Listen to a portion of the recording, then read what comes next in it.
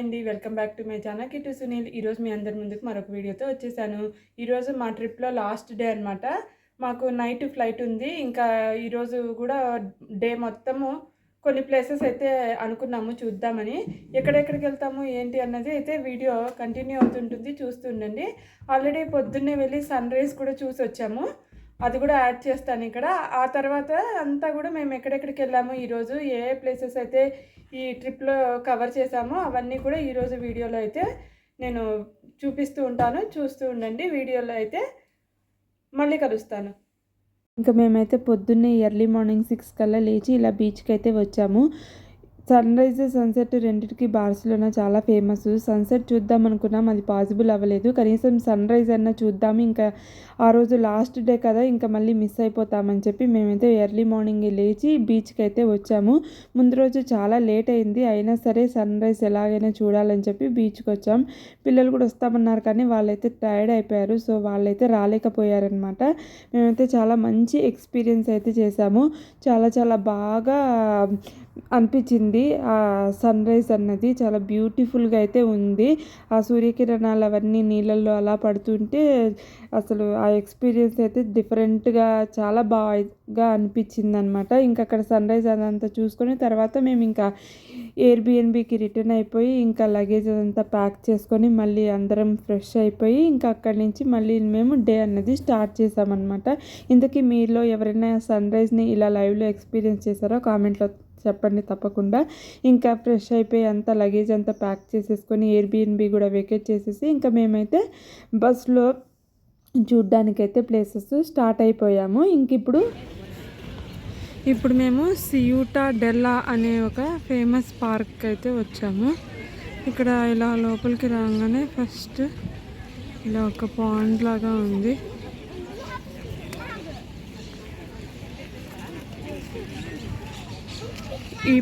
ఈ పార్క్లో పిల్లలు ఆడుకోవడానికి అలాంటివి అయితే ఏమీ లేవు. జస్ట్ ఊరికే ఒక పాండ్ ఏదో ఆర్కిటెక్చర్ లాగా ఒకటి మాత్రమే ఉందన్నమాట. పార్క్ అయితే పెద్దగానే అనిపించింది. ఇంకా లోపల ఏమన్నా ఉన్నాయేమో కానీ ఇంకా మేము అవన్నీ అయితే ఎక్స్ప్లోర్ అయితే చేయలేదు. అటు లోపలికి ఎటో వెళ్తే ఉంటుంది పెద్ద పార్కే.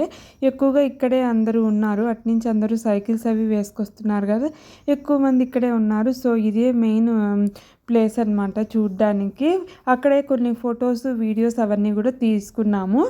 కొంతసేపు అక్కడే టైం స్పెండ్ చేసాము. ఇక్కడ దగ్గర నుంచి చూస్తున్నారు కదా, అదేదో ఒక ఫేమస్ ఆర్కిటెక్చర్. అది ఎప్పటివో చాలా ఓల్డ్ ఆర్కిటెక్చర్ కాబట్టి చూడ్డానికి అయితే చాలా చాలా బ్యూటిఫుల్గా అయితే అనిపించింది.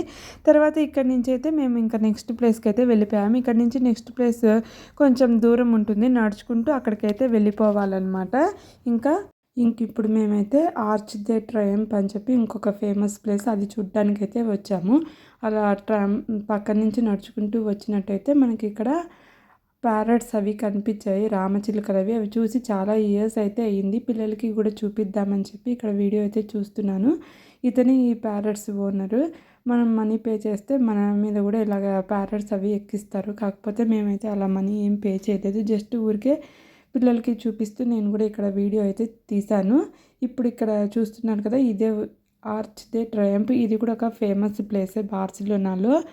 చాలామందే ఉన్నారు. మేము అక్కడ చాలాసేపే ఉన్నాము. కొన్ని ఫొటోస్, వీడియోస్ అవన్నీ కూడా తీసుకున్నాం అనమాట.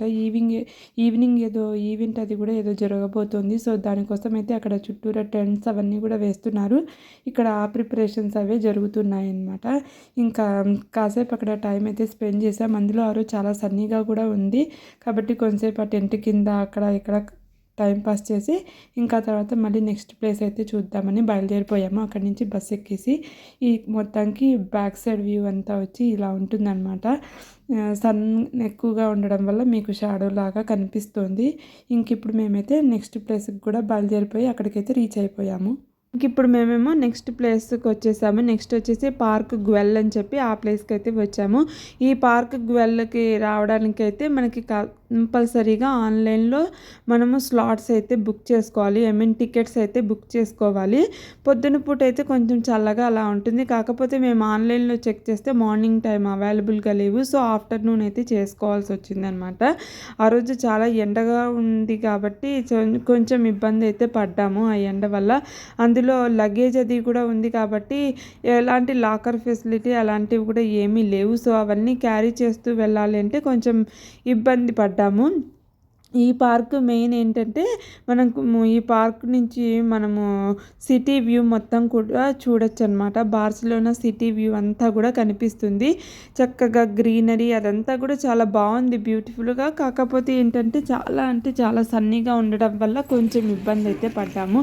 చూస్తున్నారు కదా చక్కగా గ్రీనరీ అది చాలా బ్యూటిఫుల్గా అయితే ఉంది పార్కు. ఎవరు మిస్ చేయొద్దు, చాలా బాగుంది ఆ పార్క్ అన్నది. కాకపోతే కొంచెం నడవాల్సి ఉంటుంది, మెట్లు ఉంటాయి, నార్మల్గా కూడా ఉంటుందన్నమాట నడవడానికి. ఎవరికైనా నడవలేని వాళ్ళకి అలాంటి వాళ్ళకైతే ఇబ్బంది, కానీ లేకపోతే నార్మల్ వాళ్ళకైతే హ్యాపీగా వెళ్ళొచ్చు. ఇక్కడ అన్నీ కూడా ఎక్కువగా గన్నేరు పూలు ఉన్నాయన్నమాట. స్పెయిన్లో మన ఇండియాలో దొరికే గన్నేరు పూలు దొరికాయి, చాలా బాగా అనిపించింది నాకైతే. ఎక్కువగా కొబ్బరి చెట్లు అలాంటివి ఉన్నాయి. కూర్చోడానికి మనకి గట్లు అలాంటివి కూడా ఉన్నాయి. మేమైతే మధ్యాహ్నం 1:30కి అలా వచ్చాము. సో ఇంకా ఈ పార్కుకి రాగానే లంచ్ అది కూడా తినేసి ఇంకా ఆ తర్వాత చూస్తూ ఉన్నామన్నమాట. చూస్తున్నారు కదా ఇదంతా కూడా బార్సిలోనా సిటీ అనమాట. మేము చూసిన సర్గాడా ఫెమిలీ అలా డిఫరెంట్ అవన్నీ కూడా ఉన్నాయి. ఇంకా డ్రాగన్ అలాంటివన్నీ ఉన్నాయి. మొత్తానికి అక్కడ చూసేసుకొని అక్కడి నుంచి మేమైతే గిరోనా ఎయిర్పోర్ట్కి అయితే వచ్చేసాము. ఇదంతా కూడా గిరోనా ఎయిర్పోర్ట్ అనమాట. ఇంకా ఇక్కడ ఎయిర్పోర్ట్ దగ్గరే డిన్నర్ అది కూడా చేసేద్దామని ఇంటి నుంచే మేము ప్యాక్ చేసుకొచ్చాము. ఇంకా ఎయిర్పోర్ట్కి వచ్చేసిన తర్వాత ఇంకా మేము అక్కడే డిన్నర్ అది కూడా చేసేసి ఇంకా తర్వాత లగేజ్ అంతా కూడా చెక్ ఇన్ అయితే చేసేసాము.